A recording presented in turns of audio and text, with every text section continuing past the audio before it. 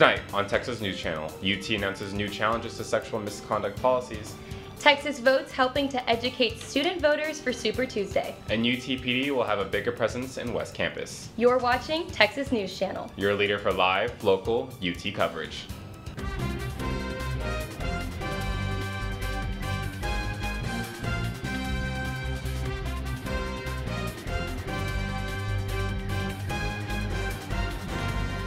Good evening, and welcome to Texas News Channel. For Monday, March 2nd, I'm Rolando Hernandez. And I'm Cassidy, Ellison. Thank you for joining us tonight. Voting for student government elections began today and will continue online until tomorrow at 5 p.m. Students can vote to select a president and vice president, as well as other representatives in student government and other university organizations. We talked to students to get their take on the ongoing elections. I knew what all, the platforms could do, and I know how student government kind of runs a little bit, so I know how important just the legislation could be and how impactful it could be for the community. And then I want to vote just because I know how impactful student government is, and how much money is allocated to it, and how much how legislation can be passed in order for us to create change within the university and campus. So I feel like voting is an extremely important task to do in order to pass legislation that is going to positively affect students. All students can vote online at utexasvote.org. Speaking of elections, tomorrow is Super Tuesday, and many states, including Texas, will hold their primaries for the 2020 presidential election. But as Super Tuesday approaches, the field for the Democratic nominee continues to narrow. Earlier today, Minnesota Senator Amy Klobuchar announced she is dropping out of the race and will endorse Joe Biden. This comes just hours after South Bend Mayor Pete Buttigieg suspended his campaign last night. Billionaire Tom Steyer also dropped out of the race over the weekend after an underwhelming turnout in Saturday's South Carolina primary. Since Super Tuesday is just hours away, you can expect to see a high voter turnout on campus tomorrow. As Longhorns went to the polls in the early primaries on Friday, the turnout was double the busiest day in the 2016 early voting primary. According to Texas Votes, over 2,300 voters went to the polls on Friday, and a total of over 9,000 early voters were polled on the 40 acres. While many Longhorns made their decisions during early voting, some who went to the polls were still undecided. Good Morning Texas's Mason Carroll shows us how Texas Votes is educating Longhorns before they head to the voting booth. Because early voting this week ends on Friday. You have the endorsement sheets for anyone who wants them. Early voting for the 2020 primary elections is in full swing. Hi, you in the Travis County primary now? However, many voters are undecided. According to a Texas Tribune poll, 56% of voters don't know who they plan to vote for in the U.S. Senate election. I 100% do think there are a lot of undecided voters. But there are many groups on campus pushing for voter education. We basically want everyone to get registered to vote, educated, and then actually showing up to the polls regardless of how you vote. Stagel said her biggest recommendation is a voter's guide created by the League of Women Voters. And you can even take the guide into the booth with you. So I want students to know that these resources are available, and that voting it doesn't have to be hard and take a long time. Some other resources include 411's Voter's Guide, Ballottopia's full list of candidates, and Campus Votes Project's state-by-state guide to voting. Politics isn't about electing someone that's exactly like you, but it's about getting on a bus to someone who could be potentially like you. Early voting ends February 28th and Election Day is March 3rd. Students can vote on campus at the PCL or FAC. I really, really hope that people go out and vote, and especially young voters, because we've seen that young voters turning out does really, really decide elections.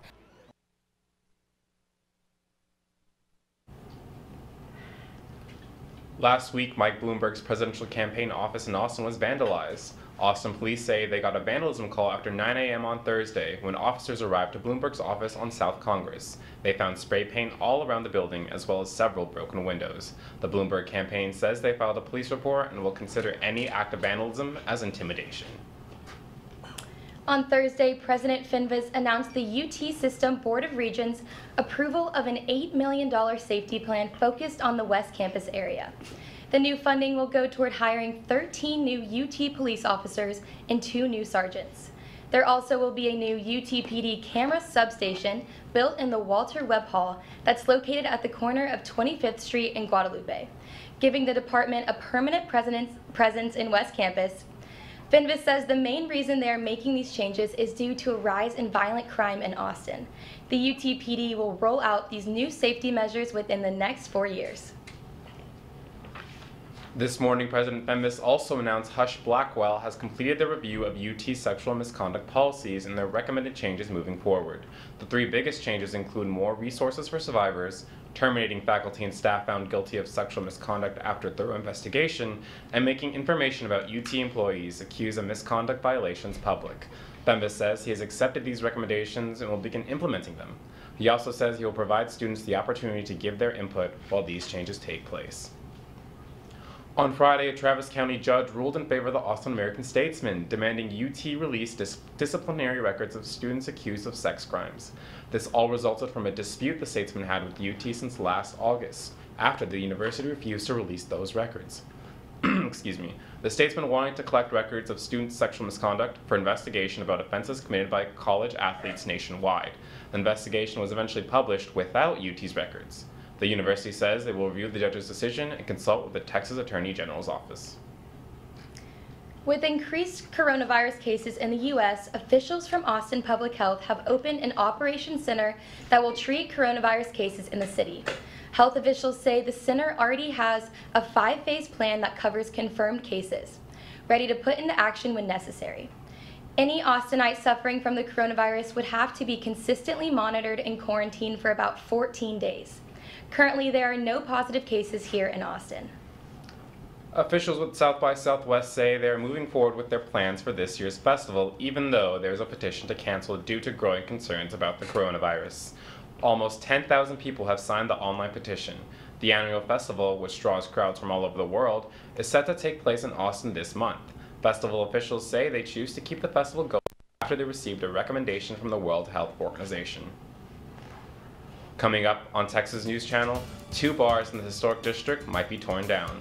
And an incoming Longhorn sets a Girl Scout cookie record. UT Tyler's Medical School was unanimously approved by the University of Texas System Board of Regents, making it the first medical school in Northeast Texas and 7th in Texas overall. UT has received around $80 million in gifts from the East Texas Medical Center Foundation. System Chancellor James Milliken says this plays into the system's efforts to serve healthcare needs in the Lone Star State. Future Longhorn Merla King broke the Central Texas record for most Girl Scout cookies sold this year. Last year, King sold over 7,000 boxes, and this year she beat her record by selling over 10,000. King says she's selling cookies for over 12 years, taught her a lot about how to run a business, and that she'll be taking those skills to McCombs when she starts school in the fall. 2 Rainy Street bars are fighting for historic landmark status as they face being torn down for a new 53-story tower. Bungalow Bar was built in 1911, and Container Bar, which opened in 2014, is best known for being built entirely from shipping containers. Austin's Historic Landmark Commission will decide whether to designate the spots as landmarks. After months of construction, one of UT's newest hotels is open. The Otis offers boutique guest rooms that feature Austin's history, both as a live music capital of the world and as home to the University of Texas. The Otis includes an upscale walk-up burger bar window and a rooftop pool. Longhorns, are you ready to rodeo? The annual Rodeo Austin is just around the corner. The organization contributes more than $2 million annually to Texas youth with the help of over 1,000 volunteers. The rodeo is known for bringing in livestock, carnival rides, food, and concerts to the Texas Capitol. P. Terry's is gearing up to celebrate its 15th birthday at 16 locations throughout Austin. To get in the party spirit, TNC's Alexis Sherry met with the co-founder, Patrick Terry, for an exclusive interview to find out the secret to his success. I had the luxury of starting the business when I was 45. And so I'd done a lot of things in business. And so I had this in my mind, exactly what I wanted it to look like. Be sure to tune in next week for the full story.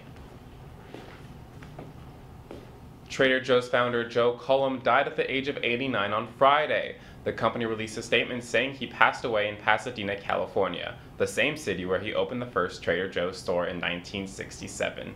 Cullum is survived by his wife of 67 years, his 3 children, and 6 grandchildren. You know, Cassidy, I just actually went to Trader Joe's yesterday, and I was actually really surprised by how cloudy it was. It seemed like it was going to rain, and out of nowhere we had all this cold weather. And No, exactly. Walking to class, I was not expecting those warm temperatures. No, yeah, you're telling me. So let's take it over to Rebecca Saborio for a look at this week's weather. Rebecca? Thanks, Raleigh. Well, Longhorns, I think it's safe to say that the weather has been pretty calm lately, but will it stay this calm for long? I'll let you know after the break. Welcome back to Texas News Channel. It looks like spring showers are going to pay us a quick visit this week and may even turn into some spring storms. Today was cloudy with a high of 80 and a low of 62. Tomorrow, those cloudy skies will turn stormy as we see a 90% chance of showers. We'll keep having a high of 72 and a low of 58. Keep in mind, some of those storms could be severe and produce heavy rainfall, so be safe and prepared if you're heading out tomorrow night. We'll have more showers on Wednesday and a chance of storms before noon. There's going to be a high of 69 and a chilly low of 48. But don't fret.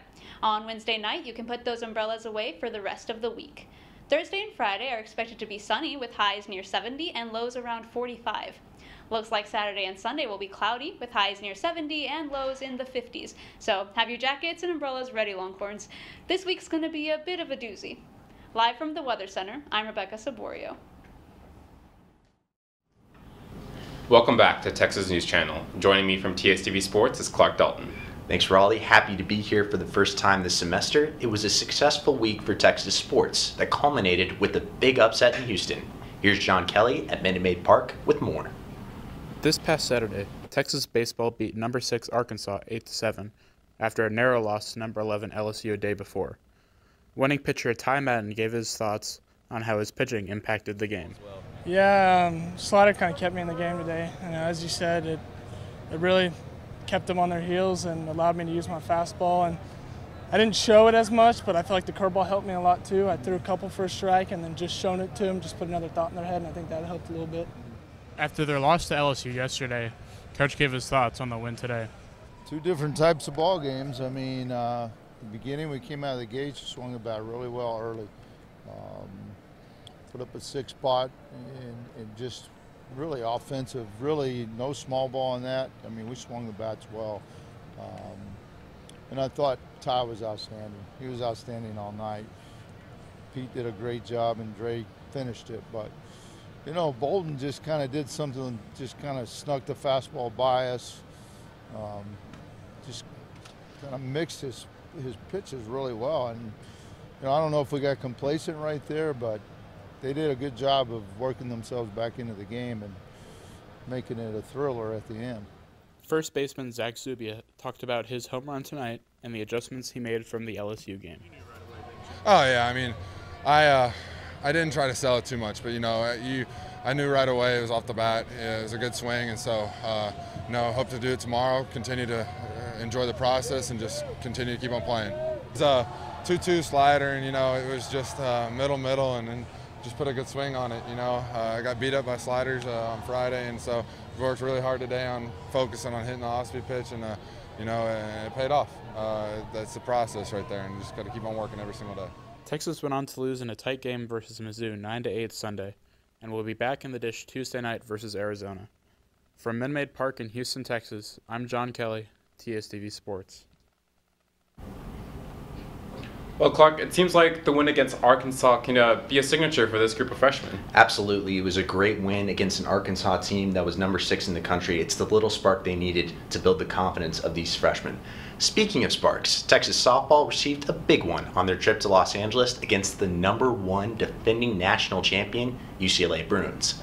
Let's head to Easton Stadium for the highlights.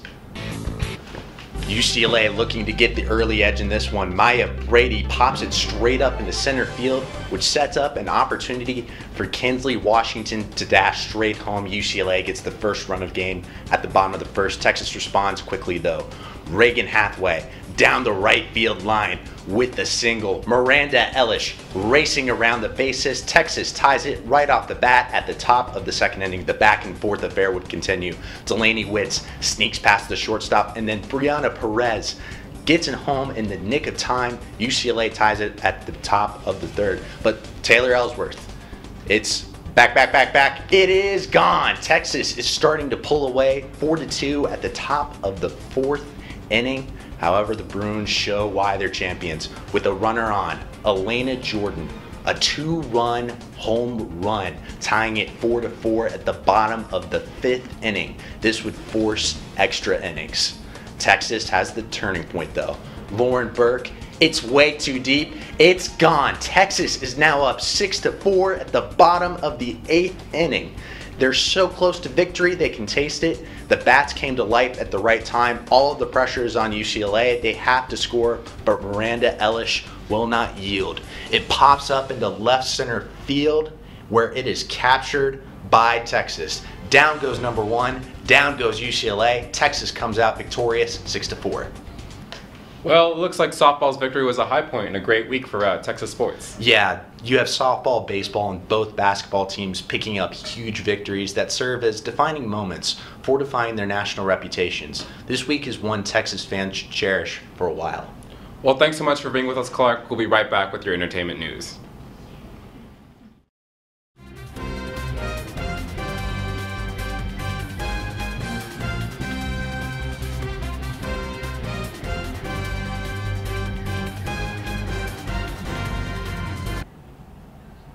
Welcome back to Texas News Channel. I'm Maggie Wolanski. To all of you believers out there, Justin Bieber celebrated his big 26th birthday bash on Leap Day with his missus and a group of friends joining in on the festivities. These friends, including some of his personal trainers, employees from his clothing line, Drew House, and a member from his church, were all attendees of the event. The Biebers dined at Italian restaurant Pecorino in LA before hitting the town at Delilah nightclub, where they met up with friends. Dancing alongside his model wifey, Hailey Bieber, Bieber dances some of his favorite songs, including his new hit, Intentions. As TMZ puts it, they really do grow up fast. The world called, and Hilary Duff answered. The actress is bringing her iconic Lizzie McGuire character to the 21st century. However, she said that Disney Plus would be too censored for a now 30-year-old McGuire to fully express herself on. So she's looking elsewhere. Duff is potentially in contact with Hulu about reprising her role. If you're a huge fan of scary movies, you might just have to check this one out. Universal Pictures' The Invisible Man topped the box office this weekend with a domestic launch earning $29 million and a worldwide launch of $42.1 million. This R-rated thriller revolves around a domestic abuse survivor who cannot escape the haunting of her dead ex. The horror film received strong buzz, rave reviews, and a B+ Cinema Score grade review. That's it for me. I'm Maggie Wolanski. Thanks, Maggie, and as always, we thank you for tuning in. You can follow us on Twitter and Instagram at Texas News TSTV. If you have a news tip, you can reach us on all of our social media sites or email us at news@texasstudenttv.com. You can catch Good Morning Texas Wednesdays at 7 a.m. and Tower Talks Wednesdays at 6 p.m. I'm Cassidy Ellison. And I'm Rolando. Thanks from all of us at TNC. Good night, and we'll see you back here next week.